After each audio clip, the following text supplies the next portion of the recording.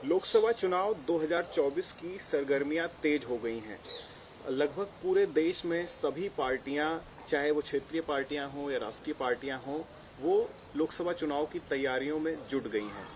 इस वक्त मैं उत्तराखंड में हूं और मेरे साथ लोकसभा चुनाव की तैयारियों को लेकर बातचीत करने के लिए उत्तराखंड के पूर्व मुख्यमंत्री हरीश रावत जी मौजूद हैं। सर, बहुत बहुत स्वागत है आपका। लोकसभा चुनाव को लेकर जिस तरीके से देख रहे हैं, अभी प्रधानमंत्री नरेंद्र मोदी ने दिल्ली में एक बात कही कि हम लोग देशवासी ही नहीं बल्कि और भी लोग आश्वस्त हैं। सितंबर तक के जो है उनको पूरे विदेशों से भी आमंत्रण मिल चुके हैं कि मोदी जो है कम बैक करेंगे। और इतने ज़्यादा आश्वस्त जो है भाजपा लग रही है, तो कहीं ना कहीं कांग्रेस उस तरीके से तैयारियों में नहीं दिख रही है। देखिए, नरेंद्र मोदी जी एक प्रचारक रहे और प्रचारक हमेशा मनोवैज्ञानिक स्तर पर भी लड़ता है और अपने साथियों के मनोविज्ञान को भी ठीक करने की कोशिश करता है। श्री नरेंद्र मोदी जी इस तथ्य को जानते हैं कि 10 साल के बाद एक परिवर्तन की स्वाभाविक आकांक्षा मतदाताओं में पैदा होती है और भारत के मतदाताओं में भी वो आकांक्षा है। और कुछ बुनियादी सवाल हैं जनता के, जैसे महंगाई है, बेरोजगारी है, गरीब अमीर के बीच की निरंतर बढ़ती हुई खाई है, देश के अंदर बढ़ता हुआ निचले स्तर पर भ्रष्टाचार है, हर स्तर पर जो है, और रुपये की साख गिर रही है, सीमाओं में चीन की घुसपैठ अभी भी जारी है, आतंकवाद कश्मीर के अंदर नियंत्रण में आ नहीं पा रहा है। तो बहुत सारे ऐसे चीजें हैं जिन सवालों पर मतदाता अपना मानस बनाएगा, और बेरोजगारी सबसे बड़ा सवाल के रूप में उभर रही है, नौजवानों में भी, माताओं बहनों में भी जो है। तो इससे अंदर ही अंदर कहीं एक घबराहट है उनमें, इसीलिए वो बार बार 400 के पार और मेरे पास अमुक समय तक के लिए इनविटेशन आए हैं। तो इनविटेशन तो राष्ट्र को मिलते हैं ना, राष्ट्र के प्रमुख के रूप में मिलते हैं, प्रधानमंत्री के रूप में या राष्ट्राध्यक्ष के रूप में मिलते हैं, तो भारत के राष्ट्राध्यक्ष और प्रधानमंत्री के रूप में मिलते हैं। तो उनको ये मान करके चलना कि ये लोगों में मेरी कंटिन्यूएशन की गारंटी है, तो ये आप पेश करने का उनका अपना तरीका है। हमारी तैयारी का एक बड़ा नमूना जो है राहुल गांधी जी की पद यात्रा है, जिसमें हजारों लोग जुट रहे हैं, प्रतिदिन हजारों लोगों के साथ आमने सामने संवाद हो रहा है। और उसी तरीके से संगठनात्मक स्तर पर भी हर जगह कांग्रेस पार्टी भी, हमारे दूसरे सहयोगी दल भी अपने अपने स्तर पर काम कर रहे हैं, तैयारी कर रहे हैं, क्योंकि प्रचार माध्यमों पर सरकार का कब्जा है इस समय। चाहे अनचाहे में भी उन्होंने सारा प्रचार माध्यम अपने कब्जे में रखा हुआ है। तो इसलिए दिखाई ये दे रहा है कि केवल भाजपा के स्तर पर तैयारी है या प्रधानमंत्री जी के स्तर पर तैयारी है, दूसरी तैयारियां उस मुकाबले प्रचार नहीं पा रही है। लेकिन जमीन पर तो वो तैयारियां हैं, और मैं दावे के साथ कह सकता हूं कि हम बहुत अच्छी टक्कर देंगे और परिवर्तन की लोगों की आकांक्षा को सार्थक करने का माध्यम बनेंगे। अभी आपने कहा कि प्रचार के लेवल पर या उस तरीके से, अभी हम उत्तराखंड में हैं और उत्तराखंड की अगर हम बात करें तो अभी मैंने देखा कि भाजपा की तरफ से जो है मुख्यमंत्री से लेके तमाम छोटे कार्यकर्ताओं के भी गांव में प्रवास हुए और इस तरीके के कार्यक्रम चले। कहीं ना कहीं कांग्रेस उसमें थोड़ी सी पिछड़ती दिख रही है। उत्तराखंड के पर्सपेक्टिव में आप देखिए कि यहाँ पर ऐसे क्या कार्यक्रम हैं या किस तरीके से जो है चुनाव को एक बताया जाए कि चुनाव में कांग्रेस जो है उसके लिए तैयार हो रही है। देखिए, हम दोनों स्तरों पर काम कर रहे हैं। हम जनसंपर्क के स्तर पर भी काम कर रहे हैं, कांग्रेस काम कर रही है, और दूसरा जो है विपक्ष के रूप में जो हमारा प्राथमिक दायित्व है, टू अपोज द गवर्नमेंट। जनता के मुद्दों पर हम एक सजीव, प्रखर, चुनौतीपूर्ण विपक्ष की भूमिका भी अदा करते आ रहे हैं। आप कोई भी जन आंदोलन ऐसा देखिए जिस आंदोलन को कांग्रेस ने प्रारंभ न किया हो या कांग्रेस उसका हिस्सा न रही हो या उसमें कांग्रेस की भागीदारी न रही हो, तो ये दर्शाती है कि हमने अपने को विपक्ष के रूप में सिद्ध किया है और लोगों के साथ निरंतर हमारा संवाद है और हम अवसर की तलाश में हैं और अवसर 2024 में आएगा जब हम आज की गवर्नमेंट को डिपोज करेंगे, उनको उलट देंगे और फिर यदि जनता का आशीर्वाद रहा तो विल प्रपोज द गवर्नमेंट, हम गवर्नमेंट बनाएंगे। To oppose the government, to depose the government, to propose the government, यही तो अपोजिशन की भूमिका है। इस भूमिका को हम देश में भी शिद्दत के साथ पूरा कर रहे हैं और उत्तराखंड के अंदर भी बहुत काबिलियत के साथ हमारे सभी जो हमारे राज्य का चतुर्भुज नेतृत्व है कांग्रेस का, वो चतुर्भुज नेतृत्व इस काम को कर रहा। आपको रावत साहब कहीं ये नहीं लगता कि जो मुद्दे हैं, जो मुद्दों का आपने बात की, चाहे बेरोजगारी की बात की हो या तमाम और मुद्दों की जो भी आपने गिनाए हैं, ये कहीं ना कहीं एक तरफ से गौण नजर आते हैं कि जिस तरीके से जो आजकल अभी जैसे आपने देखा होगा कि राम मंदिर का मुद्दा आया, तो राम मंदिर के बाद कहीं ना कहीं बीजेपी जिस तरीके से मुद्दा लाती है और आप लोग उसमें कहीं ना कहीं फंसते नजर आते हैं। अभी राम मंदिर का मुद्दा हो चाहे यूसीसी का हो, तो उनका तो ये कहना है कि हमारे जो एजेंडे में था, हम जो जनसंघ के समय से जो बात करते आते थे, जिस तरीके से आप लोग कहते थे कि समय नहीं बताएंगे, मंदिर वहीं बनाएंगे, अब जो है वो मंदिर भी बन गया है। अब यूसीसी की बात आई तो आपके ही राज्य में जो है यूसीसी भी अब कहीं ना कहीं वो लागू हो गया है एक तरीके से कहा जाए। तो मुद्दे आप देखिए, राजनीतिक मुद्दे कैसे जनता तक पहुंचाएं? राजनीतिक विश्लेषक के रूप में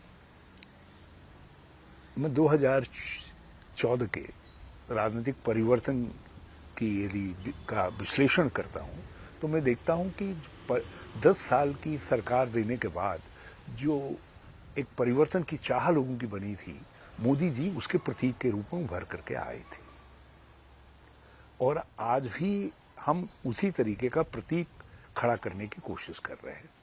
उस समय भी ये सारे मुद्दे तो पहले भी भाजपा के हथियार थे ना, 370 पहले भी उनका हथियार था, यूसीसी उनका पहले भी हथियार था, धार्मिक ध्रुवीकरण जिसको हमको तुष्टीकरण कहते हैं और खुद ध्रुवीकरण करते हैं, वो भी उनका पहले भी हथियार था। लेकिन उस समय वो हथियार भौंतरे साबित हुए क्योंकि परिवर्तन की चाह नहीं थी उस समय लोगों में। लोग उस समय चाहते नहीं, कंटिन्यूएशन बना रहे। और अब मैं समझता हूं कि आज भी ये हथियार वो इस्तेमाल कर रहे हैं, ये ध्रुवीकरण का प्रयास कर रहे हैं। लेकिन ये ध्रुवीकरण का प्रयास जो है, पेट की लड़ाई में जो जिंदगी की लड़ाई है, महंगाई क्या है, पेट का सवाल है, लोगों की बेहतरी का सवाल है, रोजगार क्या है, लोगों के भविष्य का सवाल है, गरीब अमीर की खाई जो है, लोगों को ये दिखता है कि किस दिशा की तरफ हम देश को लेकर के जा रहे हैं। तो अमीरों का देश हो रहा है और आम आदमी का देश रह ही नहीं जा रहा है। तो ये सारी चीजें जो है एक बहुत समावेशित तरीके से परिवर्तन की चाह बना रही हैं। हमको केवल उस चाह को दस्तक देनी है, हमको उसको दस्तक देनी है। वो कैमोफ्लेज करने की कोशिश कर रहे हैं, उसको ढकने की कोशिश कर रहे हैं। तो राम जी का नाम लेकर के उसको ढकने की कोशिश कर रहे हैं। लेकिन राम जी ने खुद ही कहा है, भूखे भजन होय न गोपाला। तो आखिर भूखे लोग जो है अनंतो गत्वा पेट के सवाल पर, रोजगार के सवाल पर और अपनी जिंदगी के सवाल पर वोट करेंगे। 10 साल रावत जी हो गए हैं, 14 से अब 24 का जो है चुनाव सामने खड़ा है। तो कांग्रेस जो है इसमें उत्तराखंड की अगर मैं बात करूं तो क्या ऐसे मुद्दे जो हैं जिनको लेकर के सामने जाएगी? क्योंकि 5 की 5 सीटें जो है, चाहे 14 का हो फिर 19 का चुनाव हो, तो उसमें जो है भाजपा की झोली में गई हैं।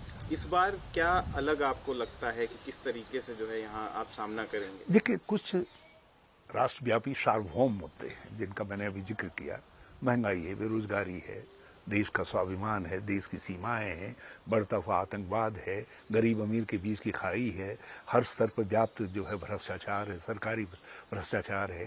ये सब चीजें एक सार्वभौम मुद्दे हैं, वो उत्तराखंड को भी प्रभावित करेंगे। लेकिन उत्तराखंड में जैसे नारी स्वाभिमान का सवाल है, अंकिता हत्याकांड के साथ जो जुड़े हुए विभिन्न पहलू हैं और जिस तरीके से हमारी बहुत सारी बेटियां जो है बलात्कार का शिकार हुई हैं, जिस तरीके से स्वयं सेंट्रल क्राइम ब्यूरो की जो रिपोर्ट है उसने कहा है कि 9 हिमालयी राज्यों में महिलाओं के बलात्कार और अत्याचार के मामले में उत्तराखंड सबसे आगे है। दलितों पर अत्याचार के मामले में हम 9 राज्यों में सबसे आगे खड़े हैं। तो महिलाओं पर अत्याचार, दलितों पर अत्याचार, किसानों पर अत्याचार, किसानों के सवाल हैं। गन्ना किसान और सब किसान यहाँ के वो है। यहाँ स्थानीय मुद्दा पलायन बड़ा भारी मुद्दा है।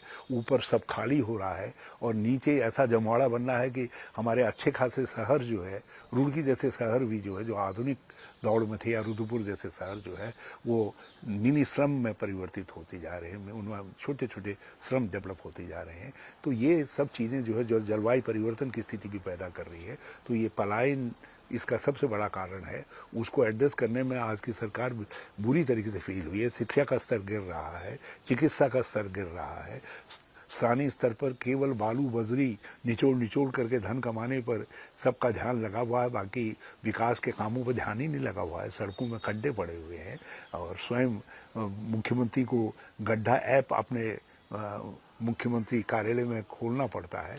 तो ये कहानी बताता है कि किस दिशा की तरफ राज्य का विकास जा रहा है। तो ये सारे मुद्दे जो राष्ट्रीय मुद्दे हैं और जो स्थानीय मुद्दे हैं, ये जो है, बल्कि मैं ये कहूँ कि इस सरकार की परफॉर्मेंस में उत्तराखंड के अंदर जो है, ये डबल एंटी इनकम्बेंसी होगी, डबल इंजन नहीं, डबल इंजन की डबल एंटी इनकम्बेंसी होगी।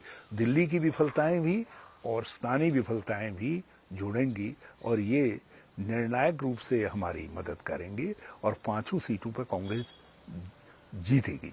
और मैं समझता हूँ जीतने के लिए कांग्रेस को संकल्पबद्ध होना चाहिए।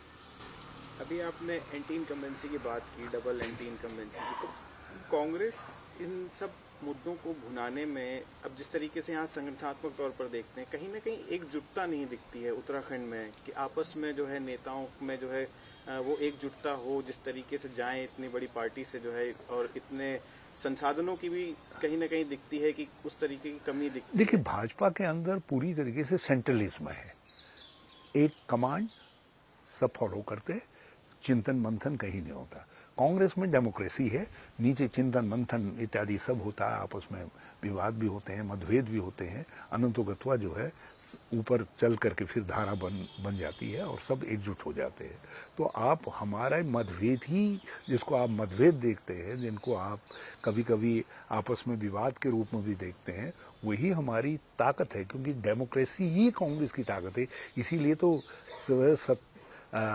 136-37 साल के बाद भी कांग्रेस जवान है, आज भी हम कंटेंडर हैं सत्ता के लिए जो है। तो ये हमारी खासियत है। और ये देखिएगा, ये लोग जो है, जो एक सेंट्रलिज्म के व्यवहार, मतलब एक कमांड, एक सब, बाकी सब फॉलोअर है वाली जो पार्टियां हैं, ये पार्टियां समय के साथ पिघल जाएंगी। ये जब समय का वेग आएगा तो लचीलापन हमेशा, इसीलिए सनातन धर्म इतने लंबे समय तक से कायम है, क्योंकि वो लचीला है, उदार है। और जो धर्म उदार नहीं होता, वो धर्म बिलक जाता है। देखिए, आपने बौद्ध धर्म के विकास का अध्ययन करिए, तो जब बुद्ध थे तो उदारता थी, तो बौद्ध धर्म खूब फैला, फ्लोरिश किया। जब मठों में केंद्रित हुआ बौद्ध धर्म, तो बौद्ध धर्म जो है सिकुड़ने लग गया जो है। तो ये जो है, हम सनातन धर्म की तरीके से है कांग्रेस, ये उदार है, उद्दाम है, इसमें सबको अपनी बात कहने की आज़ादी है। और उसके बाद हम एक कॉमन कॉज के लिए खड़े होते हैं और कॉमन कॉज के लिए लड़ते हैं। इस समय कॉमन कॉज है लोकतंत्र बचाना, संविधान बचाना, उसके लिए हम लड़ेंगे और खड़े होंगे। एक सवाल ये भी है सर कि क्या 2024 हरिद्वार से दावेदारी करेंगे, क्योंकि कई रिपोर्ट्स में ये देखने को मिला आपने अपने बेटे का नाम आगे किया है। देखिए, मैं समझता हूं कि एक समय आता है जब आपको ये कहना पड़ता है, नहीं अब। और मैं ये 76 वर्ष हैं और 57वां वर्ष मेरा सक्रिय राजनीति में है। तो यहाँ पे मैं चाहता था कि ज़रा थोड़ा सा मैं दिशा बदलूं अपनी राजनीति की। मैं सामाजिक जीवन में सामाजिक मुद्दों पर ज़्यादा ध्यान दूं और कुछ अपने पुराने अनुभवों को लेखनीबद्ध करके, अपने विचारों को, उनको भी भविष्य के लिए रख करके जाऊं। तो उसके लिए सब चीज़ों के लिए समय चाहिए, मैं उसके लिए समय निकालना चाहता था। लेकिन साथ साथ, क्योंकि इस समय चुनौती बड़ी है, मैं मोर्चे से हटना भी नहीं चाहता था। इसलिए मैं हरिद्वार में निरंतर सक्रिय हूँ, आज भी सक्रिय हूँ। बल्कि आज भी जाते जाते जो है हरिद्वार में एक राजनीतिक काम करके जाऊँगा। तो मैं ये जरूर चाहता था कि यदि मेरे बाद यदि लोग ठीक समझे, मेरा बेटा भी काम कर रहा है, बिना निरंतर काम कर रहा है, पहले विधानसभा के लिए काम किया, इस समय भी काम कर रहा है, तो मैंने कहा भाई उसको भी आजमा लो, या कोई मेरा पुराना सहयोगी साथी है वो और बेहतर है तो पार्टी उनको आजमा ले। तो ये इसका अर्थ नहीं है, I am positive, totally positive, हर तरीके से पॉजिटिव हूँ। काम रोक नहीं रहा हूँ, इच्छा को मैं चाहता हूँ कि थोड़ा सा दिशा बदलें, क्योंकि आफ्टर ऑल एक समय के बाद खुद भी तो पहले वानप्रस्थ लेते थे ना लोग, तो एक समय के बाद आपको अपने विचार और कार्यशीलता की दिशा बदलनी पड़ती है। जब आपने कहा सर कि बेटे का नाम जब आगे किया तो कई जगह जो है आपकी ही पार्टी में इसको लेकर के सवाल किए जाने लगे। कुछ नेताओं ने ये तक कहा कि जो है ऐसी क्या एक ही परिवार में इतनी ज़्यादा योग्यता है कि सभी लोग जो है वहाँ से बेटी भी विधायक हो, फिर उसके बाद बेटा सांसद बन जाए। तो कहीं ना कहीं इस चीज़ को लेकर एक पार्टी के नहीं, मैंने कहा ना, यदि मेरे बेटे से कोई बेहतर चुनौती देने की स्थिति में है वहाँ, तो हमारी तरफ से मना नहीं है, न मेरी बेटी की तरफ से मना है, लेकिन अपने को एक विकल्प के रूप में प्रस्तुत करने में पार्टी के पास एक ऑप्शन है, और एक ऑप्शन के रूप में अपने को खड़ा करने के लिए एक आपको बिन मांगे अपना खर्च करने वाला सेवक मिल रहा है, वो काम कर रहा है, पार्टी का झंडा लेकर के चल रहा है, लोगों के बीच में जा रहा है, तो वो क्यों नागवार गुजर रहा है, उसको आप उसको करिए, बल्कि उसकी कमाई के साथ अपने को जोड़िए, मेरी कमाई के साथ अपने को जोड़िए। अब जो लोग ऐसी बात करने वाले हैं, वो लोग जिस समय हरिद्वार के अंदर कांग्रेस संकट में दिखाई दी, कहाँ थे वो लोग? किस लड़ाई में, जनता की किस लड़ाई में खड़े रहे? हमने इतनी लड़ाइयाँ हरिद्वार के अंदर जीती, दर्जनों लड़ाइयाँ हमने जीती, कहाँ खड़े थे वो लोग? जो है आए नहीं ना, इसी धरती में तो थे वो, और चैतन्य अवस्था में थे, अचैतन्य भी नहीं थे, लेकिन लड़ाई में जुटोगे नहीं, ठीक चुनाव के मौके पर जो है सवाल खड़े करोगे, तो इससे पार्टी का हित नहीं करते हैं आप, पार्टी का अनहित करते हैं। तो अनहित करने वाले इतिहास नहीं बनाते, हित करने वाले इतिहास बनाते हैं। एक आखिरी सवाल रावत जी आपसे कि इंडिया गठबंधन को किस तरीके से देख रहे हैं, क्योंकि जिस तरीके की स्थितियां अभी सामने आई हैं, जिससी परिस्थितियां आई हैं, एक तरफ स्वामी प्रसाद मौर्य भी अपनी अलग पार्टी बनाने को हैं, और भी तमाम जो भी घटनाक्रम चले जो पिछले, तो क्या ये सक्सेसफुल रहेगा इस 2024 में? देखिए, सेंट्रल पॉइंट जो है वो है जनता की परिवर्तन की चाह। कोई भी विकल्प तभी कामयाब होता है, या कोई भी व्यक्ति तभी कामयाब होता है जब जनता के अंदर उस तरीके के मनोभाव बनते हैं। आज प्रश्न यह है कि जनता के अंदर परिवर्तन का मनोभाव है या नहीं। यदि है तो उसको जो भी व्यक्ति निमंत्रण देगा, उस परिवर्तन को जो भी व्यक्ति उसका आह्वान करेगा, उसका आवाज देगा, वो व्यक्ति परिवर्तन का नेतृत्व करेगा। वो राहुल गांधी आज आवाज दे रहे हैं तो राहुल गांधी नेतृत्व करेंगे, अखिलेश जी उनके साथ अखिलेश जी देंगे। तो इस तरीके से जो लोग धारा के बीच में, लड़ाई के बीच में इधर उधर देखते हैं, वो समय के साथ पिघल जाते हैं, विलीन हो जाते हैं।